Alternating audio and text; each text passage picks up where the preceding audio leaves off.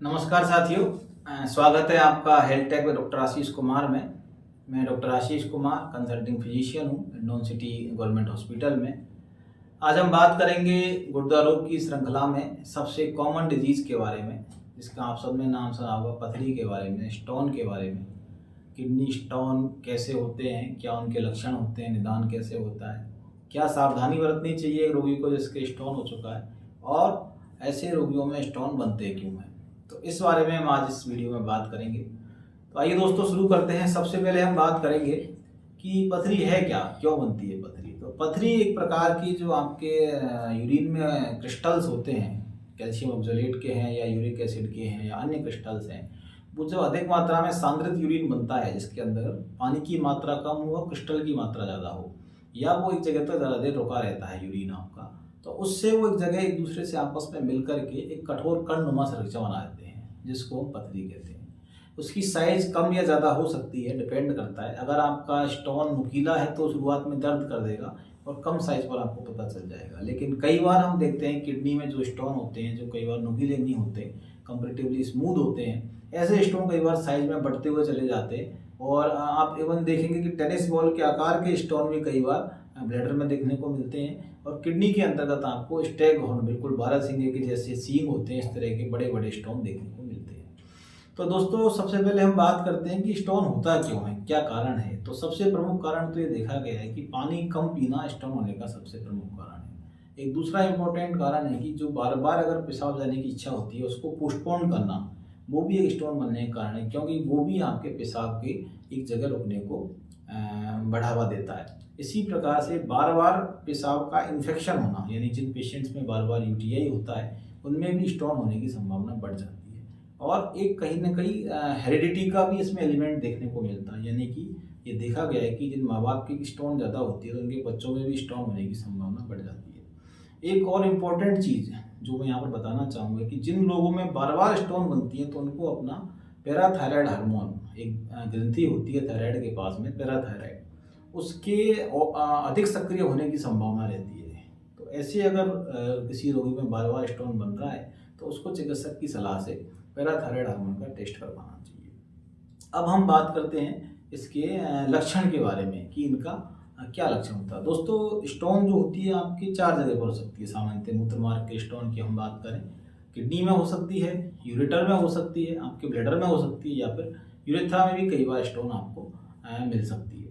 तो जो लक्षण होते हैं वो डिपेंड करेंगे किस जगह पर स्टोन होता है। सामान्यतः स्टोन का जो दर्द होता है, जिसको हम कहते हैं रीनल कोलिक मेडिकल लैंग्वेज में, बहुत तेज असहनीय दर्द होता है। सामान्यतः आपके पेट के बगल वाले हिस्से से आगे की तरफ जाता है, कई बार पेशाब में रुकावट उत्पन्न कर देता है, और रोगी इस तरह से डिस्क्राइब करता है कि जीवन का सबसे मुश्किल दर्द या सबसे कठिन दर्द उसको कई बार ये महसूस होता है। लगातार 2-4 घंटे दर्द होता है, कई बार 2-3 इंजेक्शंस पे या ड्रिप लगाने के बाद भी कम नहीं होता। तो वो हमको इसमें देखने को मिलता है। कभी कभी पेशेंट्स में अगर स्टोन अटक गया है यूरिथ्रा के पास में तो पेशाब में रुकावट देखने को मिलती है। और कई बार अगर कोई स्टोन अंदर पड़ा है तो बार बार वो संक्रमण के लिए फोकस का काम करता है, नीडस का काम करता है, तो वो बार बार पेशेंट को मूत्र मार्ग का संक्रमण कई बार स्टोन होने की वजह से भी हो जाता है। तो ऐसे रोगियों का हम निदान कैसे करेंगे, कैसे हमको पता चलेगा कि वो स्टोन आपके है। तो एक सबसे कॉमन इन्वेस्टिगेशन है सोनोग्राफी। आप सबने सुना होगा, आपने ज़्यादातर आपके परिवार में कभी किसी न किसी ने कराई होगी। सामान्य सी प्रक्रिया है, बिल्कुल 2 से 5-10 मिनट लगते हैं सोनोग्राफी होने में। उसमें आपके स्टोन की साइज़ का एवं स्टोन के स्थान का, किस जगह पर स्टोन है उसका पता चल जाता है। और इसके अलावा और भी कई जांचें होती है, जैसे कि आईबीपी है। कई बार आपके सीटी स्कैन करवाने की ज़रूरत भी पड़ती है। बहुत छोटे स्टोन होते हैं जो अगर पकड़ में नहीं आए उसमें, तो उनके माध्यम से आपके स्टोन का पता चल जाता है। अब हम बात करें कि स्टोन को अगर नहीं निकाला जाए तो उसके क्या कॉम्प्लिकेशन हो सकते हैं। तो साथियों ये बड़ा इंपॉर्टेंट चीज़ है। अगर आपका एक स्टोन है, सपोज करो वो एक किडनी के फ्लो को रोक रहा है, अगर उसको नहीं हटाया गया तो धीरे धीरे वो उस दबाव को बढ़ता जाएगा यूरिन के को, और हो सकता है कि आपकी एक किडनी को इतना डैमेज कर दे कि वो कार्य करना बंद कर दे। तो अगर अनऑपरेटेड या अनट्रीटेड स्टोन बहुत बड़ा साइज का है तो कई बार वो आपकी किडनी के लिए बहुत ज़्यादा नुकसानदायक साबित हो सकता है। अब हम बात करेंगे दोस्तों जो उपलब्ध इलाज हैं, किडनी स्टोन के उनके बारे में। तो सामान्यतः जो छोटे स्टोन होते हैं अधिक पानी पीने से या जो अन्य थेरेपीज उपलब्ध हैं, आप करें होम्योपैथी थेरेपीज हैं या आयुर्वेद थेरेपीज हैं, उनके माध्यम से वो निकल जाते हैं। दूसरे जो स्टोन हैं जो बड़े हैं और किडनी में जो स्थित है, उनके लिए हम लेजर थेरेपी काम में लेते हैं, जो ESWL जिसको बोला जाता है। उसके अंदर क्या करते हैं, एक बड़ी सी मशीन के माध्यम से किडनी की तरफ उसको फोकस करके और लेजर की किरणें डालते हैं, और लेजर की किरणों से जो अंदर पथरी होती है उसका एक तरह से चूरा बन जाता है। तो उस चूरे को निकालने के लिए एक स्टेंट डालते हैं आपके किडनी से लेकर ब्लैडर तक। तो उस स्टेंट के माध्यम से सारा चूरा धीरे धीरे 2 वीक 4 वीक में निकल जाता है, और पूरी जो आपकी पथरी है उसका एक तरह से चूर्णीकरण होके उसको एक तरह से चूर्ण बना करके बाहर निकाल दिया जाता है। एक और दूसरी चीज़ है जिसमें हम बोलते हैं एंडोस्कोपिक रिमूवल, यानी कि आपके पेशाब मार्ग से जा करके जो स्टोन है उसको पहले लोकलाइज किया जाता है। जो नीचे की स्टोन होती है यूरेट्रा के आसपास की, जो दिखती नहीं है, जो निकलती नहीं है आसानी से, तो उनको फिर एक बास्केट के माध्यम से उस स्टोन को पकड़ लिया जाता है और फिर उसको मूत्र मार्ग के द्वारा उस छोटे से एंडोस्कोप को बाहर निकाल लिया जाता है। कई बार और भी बड़ी पथरियाँ जैसे होती है, हम कहें कि ब्लैडर में बहुत बड़ी पथरी है या किडनी में बहुत बड़ी पथरी है और किडनी का फंक्शन कम कर रही है, तो उनको कई बार ओपन सर्जरी के माध्यम से बाहर निकाला जाता है। अब अंत में साथियों हम बात करते हैं सबसे इम्पोर्टेंट पोर्शन के बारे में कि पथरियों को बनने से कैसे रोका जाए। एक व्यक्ति जिसको पहले पथरी हो चुकी है वो कैसे पथरियों को बनने से रोके, या आम पब्लिक भी जिसको डर रहता है कि उसके परिवार में पथरियाँ होती रहती है, तो वो कैसे पथरी को बनने से रोके। तो इसमें सबसे इम्पोर्टेंट चीज़ आती है आपका फ्लूइड इनटेक। आपको डेली कम से कम इतना पानी पीना है कि 2-3 लीटर पेशाब आपका बने, यानी कि आप रोज़ 5 से 6 लीटर पानी पीने का प्रयास करें।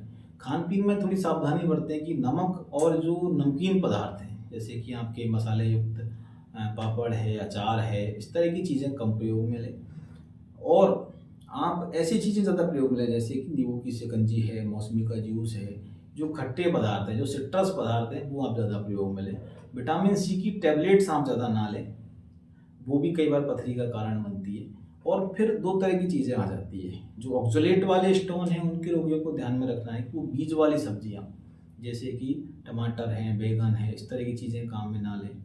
पालक है, हरी सब्जियाँ, ये कम काम में लें। कोल्ड ड्रिंक्स वगैरह हैं जैसे कि आपकी कोको कोला है, इस तरह की चीज़ें काम में ना लें।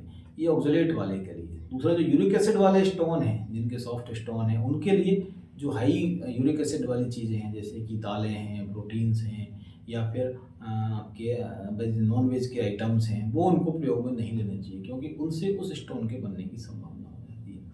तो अगर हम इन चीज़ों का ध्यान रखें, और एक और चीज़, समय पर जैसे ही आपको इच्छा होगी पेशाब करने जाना है तो उसको ज़्यादा देर के लिए पोस्टपोन ना करें। आप जल्दी से टाइमली उसको यूरिनेट कर लें, तो जिससे कि क्या है, जो उसका ठहराव है आपके क्या कहें यूरिन का, वो नहीं होगा आपके मूत्र मार्ग में, और स्टोन बनने की संभावना कम हो जाएगी। तो साथियों, ये हमने आपको स्टोन के बारे में एक बेसिक सा ओवरव्यू देने का प्रयास किया है। अगर आपको लगता है कि यह यूज़फुल है, लाभप्रद है आपके लिए और सोसाइटी के लिए, तो आप इस वीडियो को शेयर करने का प्रयास करें, सब्सक्राइब करें एवं लाइक करें। Thank you.